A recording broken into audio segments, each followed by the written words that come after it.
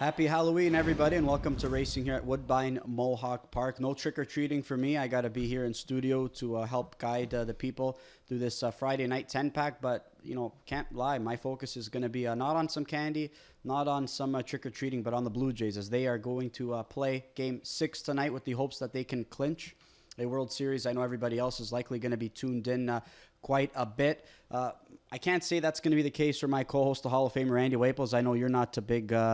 You're not a big Blue Jays fan or Toronto sports fan in general, but I'm consistent. I don't you're like consistent. any of At least I give you credit for that. Yeah. You're consistent. You hate in all major sports. You hate all of them as well. But the Toronto teams. The Toronto. Yes, Okay, yes. so you're rooting for the Dodgers. Yes. Okay. Yeah, but I don't think that's going to do me a whole lot of good. You know what I mean? I'm not a Dodgers fan either. I'm just not any kind of Toronto sports fan at all. You're on an island here. Yes. You're on an island here Exactly. as well, including with some of your selections in the pick fives as well. Sometimes you go way on your own and hope that you can, guess right. But everybody's hoping that you're going to be wrong tonight because we're hoping that the Jays and Toronto has plenty to celebrate tonight. So I'm sure a lot of people are going to be going trick-or-treating early to get that out of the way. And then, plop right on their couches and watch Game 6. But if we lose tonight, what would you go there's out always as? Game 7. If you could go out this year and Halloween, what would you go out as? Ooh. Huh? Give me a driver. Give me a driver that you would go out as. No, I'm not including me. Nobody goes out as me. Give me a driver. If you had to dress up as them. I won't say a driver, but if I could switch places from the years ago, I'd go Chris Sr. Yeah. Chris Sr., I mean, he probably had a lot of fun back in the day, so he's one that I would try and, just if I could be in his shoes just for one night. He's a sharp cat. Yeah, he is. I didn't get that from him, but I'd love to go back and obviously hang with a younger version of Chris Sr., but he's still pretty sharp even now. Oh, yeah. He was a lot of fun, too. So I heard, yeah. Yes, he didn't get into much trouble, I don't think. No, not at all. Absolutely not. But he was certainly a lot of fun. You knew he was around. Yep, absolutely. And we've got some carryover that we want to just kind of touch on quickly. That high five carryover, the jackpot high five. It's over $7,000 right now and climbing. So again, we had to start anew, just something that's going to continue to grow, and hopefully it gets big enough where we can capitalize on another mandatory payout. We always love those mandatory payout opportunities. I know there was no big carryover to kind of bank on the Breeders' Crown night, but still, anytime it's a mandatory and not a jackpot, people are going to feel more inclined to play it. Again, the opportunity on a mandatory is great. I'm just not a big jackpot guy, and I think a lot of people probably share the same sentiment personally. Yeah, I mean, it's apples, oranges, whichever you kind of like. Sometimes I'm actually happy that it's a jackpot because I miss out on it and it keeps growing. Other times, if you get it, you kind of want it to be a mandatory because you're going to do that much better, right? Yeah, and no guaranteed on the pick 5 tonight. I know Chad mentioned that off the top as well. So, Breeders' Crown, Breeders' Cup action over the next couple of days. Blue Jays. A lot going on. So no guarantees for the next couple of days, but I still think we'll get around that number a little bit higher, right? Yeah, I think so. For me personally, but I like this wagering card a little bit more than I feel like I've got a better feel for tonight as opposed to last night as well. But that's not the only thing going on this weekend. I know we're fixated on the Blue Jays, but the World Driving Championship is also taking place starting tomorrow. James McDonald is not going to be with us over the next couple of weeks because he will be representing Canada in New Zealand. He's not a stranger to having success in this competition, though, Randy. He was able to capture it on home soil several years ago. But this is a really cool experience for him and a really cool experience for so many drivers, and a little bit different, this time around versus several years ago when he captured it on home soil. He doesn't really know the horses as well, so he's got some familiarizing to do, right? Yeah, this is kind of cool. So we get a quote on his drives, right? So solid since latest victory. Tanner's off the. I like the bottom one. It says never out of second gear, winning last start. That got to be a pretty cool horse there. If he, if they never really asked him to do anything and he still won. So yeah, very, very interesting. It says how would you pronounce that racetrack, John? You'd be better at it than me. Kaikoura. Kaikoura. I heard it's gorgeous. Yeah, I've never seen it, but I've heard it's absolutely stunning. And I think that's the first track that they have two legs there, and then they start to move Yeah, move on. A couple other people, obviously, another local horseman making his way to New Zealand, Destacour, wanted to check out the action and the festivities. Good for him. I'm sure he's been keeping me up to date with some of his day-to-day activities. He's really excited about it. And if there happens to be a fire, yeah, you know who to could call. be any better? Absolutely, yeah. That's right. We're not hoping for that though. No, we definitely but if not, there was, Yep. Yeah, we got somebody on site who's a pro. right. But no, I think James also touched on it. He's excited about the opportunity to jog horses on the beach. Something that Dexter Dunn's brother, John Dunn, he trains on the beach. He jogs on the beach in Yannick Gingras. When he went to that driving tournament that happened a few months ago that they introduced, he got a chance to do that with Dexter Dunn's brother. So, James McDonald, spoke about that. He's looking to do the exact same thing, and that's pretty cool, eh? Training horses on the beach, that must be awesome. Yeah, it would be. I've never done that, but I'll tell you one thing that where I kind of understand why it is that they're doing it. When I used to go to California, I used to stay at a place called Huntington Beach, and when I was there, I noticed a lot of these huge guys running up and down the beach, and I'm thinking to myself, they're like, why are these so many of these hulking, huge guys running? And then I found out that that's the best way they rehab these athletes. They were all athletes, whether it would be college or pros, but they were rehabbing injuries, and to get themselves back in shape, they get them to run on the sand. There's absolutely no concussion whatsoever. So bringing it to a horse, wow, what a great way to keep one fit with absolutely no pounding on their feet or anything like that. Be really cool. Then bringing them into the water, then you're going to have that salt water working on their legs and that. Ooh, would that ever be fun? Yeah, it's something they do all the time over there, or John Dunn at least, so I'm sure James is looking forward to it as well. And I just like the way we do things though, right? And I say that in terms of who our representative is going to be in the World Driving Championship, right? I know some, like the U.S., they just select somebody, right? This year they selected Brett Beckwith, a great opportunity for a young up-and-coming driver as well. But here, everybody wants to win that NDC for a chance to represent Canada. And you could see the competition level. It gets really high. And I think it's also a great opportunity for racetracks as well when they do host the NDC, because it also helps the wagering product, right? Anytime you get, those winners from each region square up for an opportunity to, represent Canada, A, you're going to get great racing, and B, it helps the handle. So I think it's pretty neat. I think the way we do it is great. Yeah. Well, I mean, everybody has their different way to do it. Before, years ago, they used to just select. Okay. Yeah. So, I never drove in the National Driving Championship. Okay. Never, I don't think so. But was offered to go over a couple times, but they were always too long of a plane flight for old Randy. New Zealand's a long, long flight, that's for sure. But I'm sure it's well worth it, though. I'm sure that everybody participating is going to have a great time. And best of luck to everybody, especially James McDonald. And we'll be keeping you up to date tomorrow night on his progression race by race. All right, we've got some out-of-town action as well tonight. I know we've got a 10-pack here this evening, but stakes action isn't quite done yet, right? We've got some Hoosier Park stakes action here tonight. We've got some, the Potomac Pace on Sunday. We've still got the Final Four. We've still got the Matrons. So it's not quite done just yet, but we've got I think Hoosier's got a pretty nice lineup tonight. I know it's going to be races 10 to 13. That's going to close out their card, 4 consecutive stakes. We've got Rodeo Drive Deo Racing, Captain Optimistic Racing, who's coming off a nice third place effort in the Breeders' Crown Final. And for me, one of my favorite horses that I've been monitoring all season long, Onto Norway, a trotter that Team Burke purchased. At the beginning of this season. He's a 3-year-old gelded son. I can't remember who the sire is. I'm drawing a blank, but he's looking for his 19th consecutive win tonight. Wow. I mean, we hear about all the other big-time names in the sport, deservedly so, but 19 consecutive wins, that's pretty impressive. That is very impressive. Doesn't matter who you are. Yes, absolutely. Yeah. 4 or 5 in this modern day is pretty good little run. Yeah. 19. Yeah. Yeah, that's putting up the numbers. Big time. So it's a nice way to close out that Hoosier Park program, though, with 4 consecutive stakes. And, I'll be keeping tabs on that. And we've got the kindergarten tomorrow at the Meadowlands, those finals. Big shout out. Best of luck to our buddy, Gabe Pruitt. Gabe Pruitt, absolutely. Gabe Pruitt. Doing an incredible job Gabe. first year at the helm at Hoosier Park. I mean, wagering numbers sky high there. And anywhere he goes, it's like the Field of Dreams. If they build it, they will come. Wherever Gabe goes, he does a great job marketing our sport. We're lucky to have him be a part of harness racing. Very, very lucky. Yeah, absolutely. He's got a, what he did? He's got a mind for this game. Oh, absolutely. Does he ever? Yeah. Yep. So best of luck to Hoosier, and best of luck to Gabe and company on what has been a spectacular year on the wagering side at Hoosier Park. All right, let's dig into our product here, though, Randy. Race number 1, this is how we're going to kick things off, and I have a feeling you and I are going to be on the same horse here in the opener, a filly that caught our eye in her career debut, and that's the 4-horse McMabel. Right now, the current 9-5 favorite, and I feel pretty confident going all in on her to kick things off tonight. I agree, John, 100%. I can remember the mare that she's out of put me in to go. She was a pretty nice mare. Robin Morley owning and breeding this McWicked daughter, Maybell. So Dougie McNair, I think Dougie McNair is going to start himself off with a pretty good night here tonight, John. And let's take a look at this one. Only the first start, second time behind the gate. She had a qualifier, won. And then comes back 13 days later with this effort.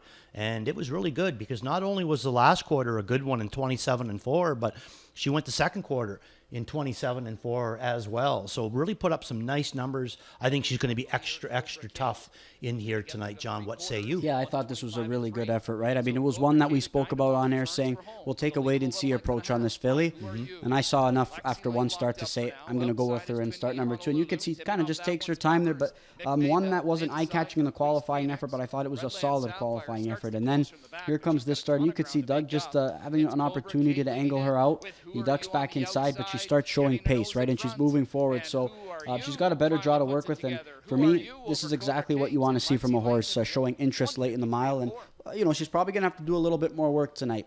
But I think when you look at this field from top to bottom, I think there's a lot of horses in here that have some, strikes against them. And one that I'm willing to say, you know what? Debut was a good one. This is start number 2. Really no strike, so why not go all in? That's the way I'm looking at it as well. Little greenness there. It looks like he was going to angle her out, and then he decided, he'd move her down to the inside. Little bit of greenness, but definitely very talented. And I agree with you. She's going to be my top pick in here. Twinbee Honolulu. I mean, this is one that's taking some support. You could see the co-favorite there with McMabel. Garnet Barnes still going to her. I mean, there's no Alexovas in here, right, who she took on a couple starts back.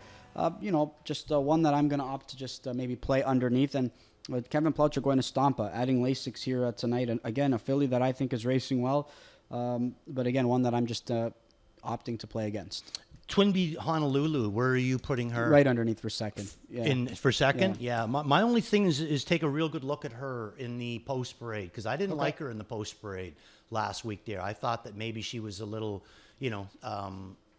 just kind of a minus grade in the post parade last week. So I also used her, I like her, got her in for 4th, but that would be my biggest thing, is just maybe have a good look at her in the post parade. Yeah, and she's been racing well, right? Again, I think that every effort's been a good one, and she's got a good draw to work with, and she'll have every opportunity, I think, to break her maiden here in this spot. We're going to move on to race number 3. That's going to kick off that early pick 4. We've got a field of 8 going postward here. Fillies and mares, non-winners of 2. I think this is a really good group, though, Randy, and I think you can go, a few different ways. I really like the way Supergirl Molly raced last time out. She took an off-the-pace approach. She had the rail. She finished up really, really well in what was a really, really tight photo. I also think some other fillies are in a better spot, right? And mares. Stovid, one that's exiting that super final. I think this is a much more manageable group for her. Cadiddle, what are we going to see from her? Because she finally has a better draw to work with, and I think because of that, she'll be a big contender as well. I agree with you. That's the route I'm going. I'm going to go Cadiddle in here. And let's take a look at Cadiddle's last replay on October the 16th. Her last 2 starts, she's had a 9 and she's had an 8.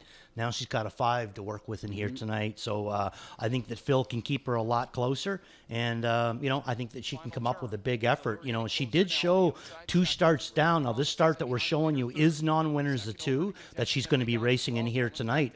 The start before this one was non-winners of 3, more or less the same kind of money. So more or less the same kind of horses. But she was parked every step 2 down and finished 3rd. This one comes from way out of it again for a nice 4th. You can see Phil coming with her. Now she hits a short field with a really nice, interesting post position to work with. So I think Cadiddle could be Cadiddle's night. I know she's only hit the board in 10 out of her 24 tries, but she probably could have way more on the board finishes. If she didn't draw poorly. She's drawn poorly quite a bit this year. I think this is one that if you really go back and watch each and every one of her starts, there's only a few of efforts that probably have been a little bit underwhelming. I think she's raced really well. She's just up against it from the word go most times. A lot of times she is, but now I think that she's got a little bit of an advantage over this because she's the only 4-year-old in against a bunch of 3-year-olds. And I think that is a big advantage for Cadiddle. I got to ask Duford one time, why Cadiddle? There used to be years ago the Red Skeleton show. I think one of his characters was a guy called Clem Cadiddlehofer. So I'm wondering if that's where the cadiddle come from. Maybe Jerry would be kind enough to tell me. The Supergirl Molly, one that raced really well to be second, like we mentioned. I'm expecting a more aggressive approach here. We've got a better draw to work with. She had a tightener under her belt because she was making breaks, right? She stayed at it, but she was doing some trotting late in the mile. So maybe Trevor goes back to a couple of those efforts where he just tried to bottom the field out. She's got a perfect draw to replicate an effort like that. Three of us got her in for first. You got her in underneath, so you just prefer a couple others in here tonight. And a Nightingale, one that I thought raced well last time out. Also dropping down. Also taking a drop down. But again, like you and me, Stovit, a filly who definitely merits respect if we see that effort from September 16th come to fruition tonight. That's the whole thing, if he puts her in front and just lets her roll, she's going to be tough to haul down because she can come good last quarters as well. The big thing is, though, is he going to be able to get her to the front from the rail? That kind of an effort, Yeah. Was that a pick 5 single for you, Cadiddle, or no? Not a single. John, yes. Yes, it was. It will. Okay, so you really like Cadiddle, and one that I think is in a much better spot there, and a competitive way to kick off that early pick 4 sequence. We're going to move on to race number 7 here this evening. We've got a field of 9. We're going to stick to the trot, and it looks like Bank on Lucas, one that Doug McNair picked up last time out, who was a nice winner, really though, Randy, right? And I think Bank on Lucas is one that, for me, it's tough to go against off that victory. I thought he looked. I know he tripped out, but he did it with such ease, and there was never really a worry. And the biggest thing is, Doug books off a couple of other rivals, to take Bank on Lucas yet again. So he's going to be a single for me at what's going to be a short price. Yeah, I agree with you. He's also going to be a single for me, I think, he is going to be a single, and I agree. I think he's going to be tough. We got 2 replays to show in this race. So we're going to start with Bank on Lucas. I thought that it was an incredible effort. So let's take a look at Bank on Lucas. He's going to land in the 2-hole in this race. We might be. No, we're not. Okay, so Bank on Lucas. Alvin Hamilton told me a few weeks back that he's got a 3-year-old trotting colt that he really likes, and he thought he was just going to get better and better, and you can tell by the lines, even the last quarters, they get better and better. As time comes down, it gets better and better. He just seems like Alvin said he was going to be better and better. So nice effort here, and he's got some size to him too, which I also like that about him. He's a good looking colt, really, and he seems like he's the easiest of winners here. Dougie shuts him down here. He's well before the wire, and he's got him completely shut down, like no effort whatsoever. So I think that Bank on Lucas can come up with another good one. Now, the other one that I wanted to show, John, is a really, obviously a troubled trip, and that's going to be the 3-horse Ultra Miles. He had the 10-hole in his last start, made a big move out of there for Louis, lands, where he needs to land, gets a perfect trip. And then this kind of starts to happen. So let's take a look at Ultra Miles, because I know he's only 1 for 16, but he's got 6 seconds in there. He's ultra competitive. Just sometimes he's a little funny about getting his nose out there. But the one that we both like, Bank on Lucas, or that I like, he's more or less lightly raced. You know what I'm saying? So I think that, if this guy had the right kind of momentum going forward, he might be able to get by him before Dougie even realizes it. But at this point, looking for room, it seems, and he starts to chase him here, but now he's going to do a little ping pong with Tyler Borth, I think it is. Yeah, his legs right in through here. Yeah. So he did have pace, or trot, he did have some go there. They have him down as being beat a length. I say probably more, a half a length maybe, and he was moving forward. So it would have been an interesting finish if that didn't happen right on the wire. And a couple of horses vying for that seam, though, right? Louis wanting to get that seam. Tyler was, vying for that seam, and unfortunately they're near contact, or maybe a little bit of contact. But to your point, Ultra Miles, he's been sharp, right? He's always in the right spots, but to your point, Randy,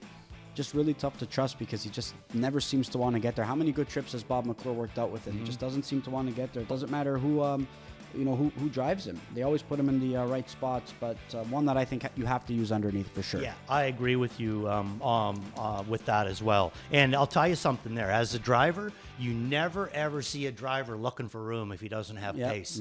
If he's looking, he's got something he wants to apply. So I think that this horse did have some go in here. Interesting too, because we're going to pick up Trevor Henry. Trevor only drove him the one time, but in a gold, John. Left with him in a gold.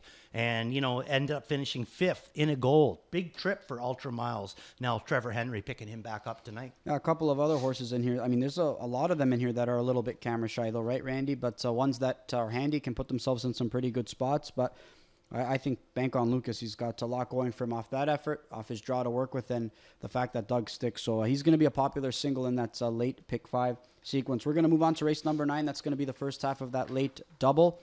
Now we've got a field of 6 here in this fillies and mares non-winners of 12,000 last 4. Tough to look past so much more, right? I know she didn't exit a Breeders' Crown, try like a Sweet Beach here, but I think the Ston Beatson trainee, I mean, she's coming back to a solid form, Randy. And Doug McNair's been a really good fit, which is no surprise, right? We know Doug McNair's going to be a good fit for just about any horse, but it feels like he's kind of woken her up, a bit and kept her a bit more engaged. But a Sweet Beach here, when she was back at this level 2 starts back, she was a winner. So I think she's definitely one of the main players in here tonight. That's the route I'm going to go. And the biggest reason why is because I think that she's bookended in a good way. You know what I mean? We're going to show you the replay, but it's going to be the October 17th. The last trip, she was in the Breeders' Crown, and I just think it was just way, way too much for her, and that's the way that she kind of raced it that day. But the start before, where she's a winner, she has the 9-hole. Jody peppers her out of there, gets her into a really, really good spot, and, she's going to have big wheels on the end of it. Well, that's where I'm thinking that's going to happen today, John. I think that either she's got it all, it's going to be a chop, or Dougie's going to go right back with so much more as a chop. And either way, I think Jody can sit either second or third and end up with this kind of a trip, because this, to me, like she was equally as strong going coming out of there and equally as strong on the end of it. And now she's been up here for a few more weeks. She did ship up here, had only been up here for a little bit, had a judge's scratch, transportation, missed a little bit of time, but comes out firing on our track, finishes second by a neck, comes back with a nice win, and then that Breeders' Crown. But again, now she comes back in here with this group. I think it's a lot of it with her is going to be trip, and I can see her maybe working out a great trip tonight. I think she can definitely work out a pretty good trip. I think it could be sitting 3-4, 4-3 off the car. I really do think Doug's going to want to cut this mile, and if so much more sharp, good luck passing her too, because we know when she's on her game, she's tough to pass. So I feel like she's trending in the right way, but a Sweet Beach here, one that just seems to be getting braver. I mean, even in that second place finish though, Randy, she was locked in. She got out late in the mile and she just missed. In that replay, she came back and put forth the winning effort. But nice to see Andrew Harris leaving a couple of some older horses here. We're going to get a chance to see Fontan Bayama tomorrow night, I believe, as well. So 2 horses that I think are racing sharp and racing well. And I think there's some good classes here for them to just compete on a weekly basis. Where did you go in the 9th? I went to So Much More. And? Yeah, and 3 underneath. So. No, and why? I just think that she's sharp. Doug McNair, the way she's racing, I think there's a lot to go with her. A lot to look forward to here in this spot. I think she's back on her game. I think it's a huge... I think and it's the drop, yeah. No, well, but I think it's a huge display from Doug McNair going against Style for a Mile. Yep. I mean, he's gotten along so well with her, comes out of Maneri's barn, just win with her in her last start, but went to So Much More. Yep. I think that speaks volumes of the way that he thinks that So Much More is right now. Just going with the best horse, simply put, I think. I think he's just going with the best horse, and she's going to definitely take support like she's the best in race number 10. We're going to move on to race number 9, I should say. We're going to move on to race number 10. This is going to close out this Friday night to 10-pack.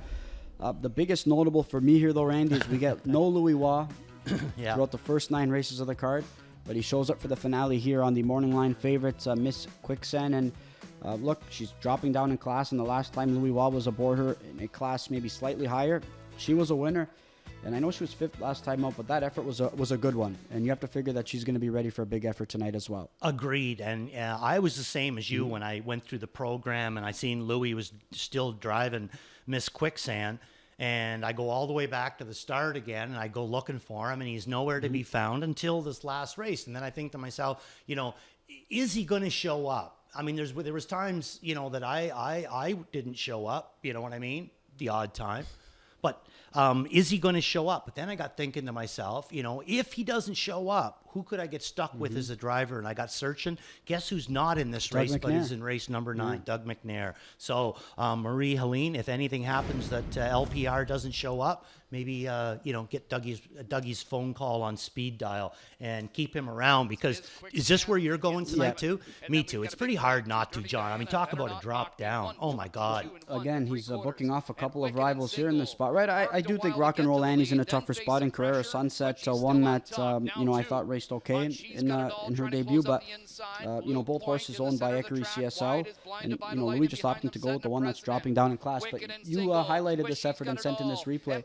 It took her some time to get into gear, but when she did, she was moving forward. Yeah, for sure. Right here, she really clicks it into gear, and she's been racing extremely well. She kept the momentum going through the run out. Marie's done an incredible job with her. You want to talk about change a horse around, eh? So I think that whether Louis was here or whether Marie has to go out and drive this horse herself, I think Miss Quicksand is a winner. I was waiting for Only the Good Die Young. I love the way she was moving on the end of it. I love the way she's been moving on the end of it in just about every start, but her last 2 specifically. Again, where are you going to be off the car? I think she's going to be out positioned, coupled with the fact you're going to take on a class dropper and Miss Quicksand.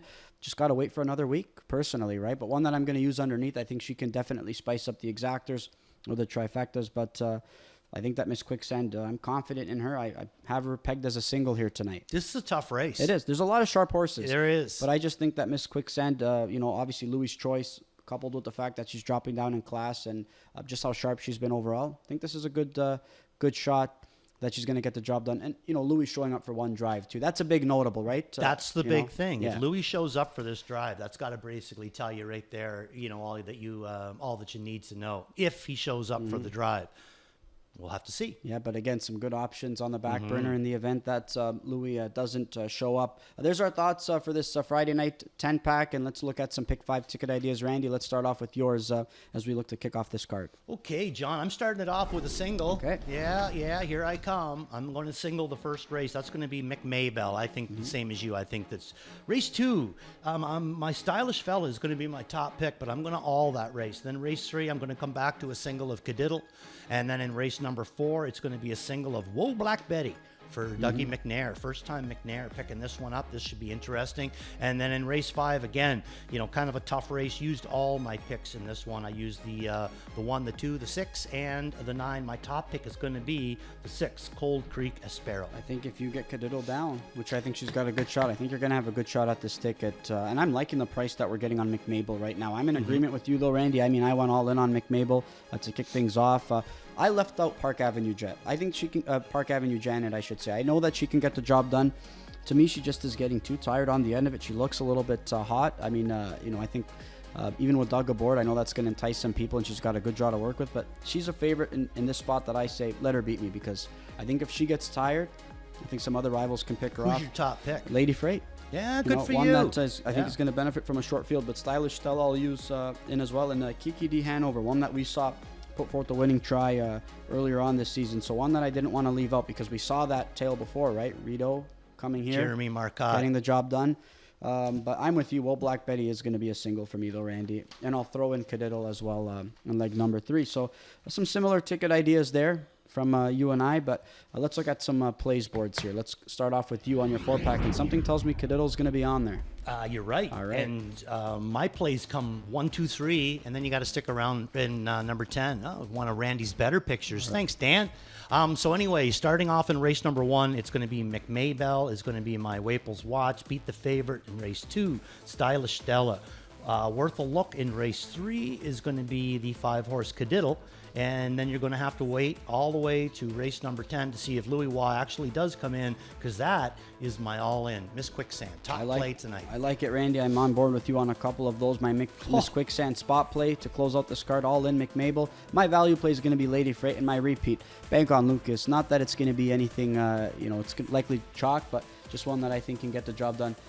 You mentioned, though, obviously our, images there and some of our headshots there. Daniel did a great job, part of the production team as well, one of the camera guys that we have on site. Stilo, I think it is. Stan Stilo. Okay, I didn't want to butcher the last name. I'm glad. I think that's what it is. Very very talented. I mean, you can see him in his spare time. He's always working on his artwork. Yeah. Wicked talented.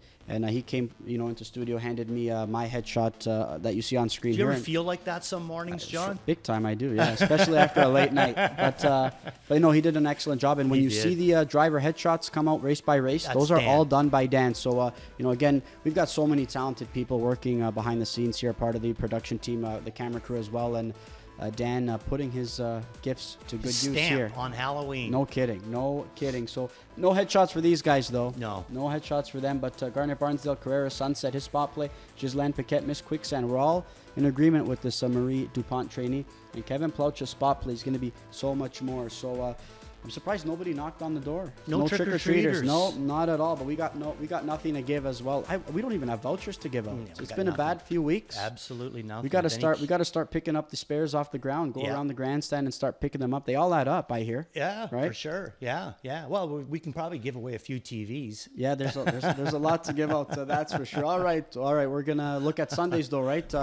It's not like we have tonight and tomorrow and then a day off on Sunday. We got to come to work, Randy. Yes. We got to show up Sunday night. But I tell you what, it's a pretty good card. Yeah. Right, our first Sunday, I thought the race office did a nice job, putting the card together. And, we get the open trot. We're going to see Logan Park, so some notable names that are going to be competing on the Sunday night program. And I'm sure they wanted to incentivize their first Sunday being a pretty good card. And I think out of the next 4 cards that we see or that we're going to get a chance to cover, I'd say it's the leader of the pack. I would have to think so as well. All right, so we're looking forward to that. But 11 minutes to go before we kick off this Halloween edition. And I would be remiss not to say go Jays go, because we want to take down the World Series tonight. But we've also got tomorrow in case things go amiss as well.